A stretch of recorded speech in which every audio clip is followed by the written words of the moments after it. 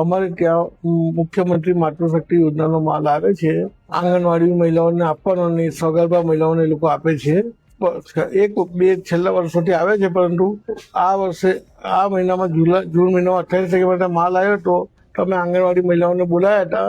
આંગણવાડી મહિલાઓ એવું કીધું કે આ માલ એક્સપાયર થયો. બીજી દુકાનોમાં અમે તપાસ કરી કે એક્સપાયર થયેલો માલ છે. બીજી આંગણવાડી વાળાએ એમને કીધું અને પછી મારે ત્યાં બી માલને ખોલીને જોયો તો એક્સપાયર થયેલો માલ છે. એટલે આપને અમે રજૂઆત કરી છે.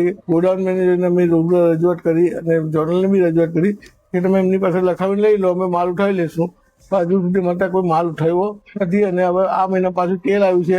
હવે તેલનું વિતરણ કરશો એટલે અંગૂઠા મારશું, એટલે આ દાળ ચણાના બી અંગૂઠા લાગશે.